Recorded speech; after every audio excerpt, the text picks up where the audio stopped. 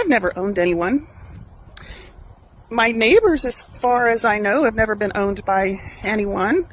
But the people who say we don't owe any reparations for the Civil War are ignoring something really huge.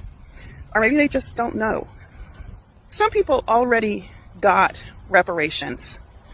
White people. White enslavers were paid for losing their human property. The actual people who were raped, tortured, whipped, and sold, and worse, were promised land to get a fresh start after the war, but they got nothing. When slavery was abolished, Congress paid nearly $1 million, which is 30 million in today's bucks, to white enslavers as compensation for losing their property in a war they lost. If a freed person didn't hit the road fast enough, they risked being re-enslaved under new laws that were just workarounds for all these white people losing their slaves.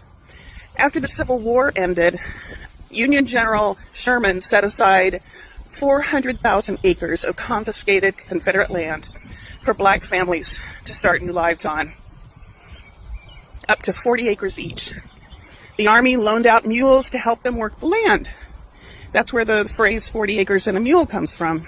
Black people were already working some of this land when Lincoln was assassinated and Andrew Johnson became president. Well, Johnson reversed the order. He gave the land back to the same Confederates who had just tried to destroy the country. The freed people were evicted.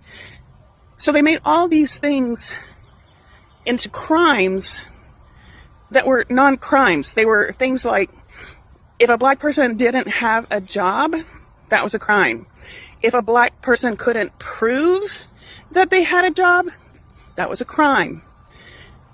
You could get arrested for that and a lot of other ridiculous things.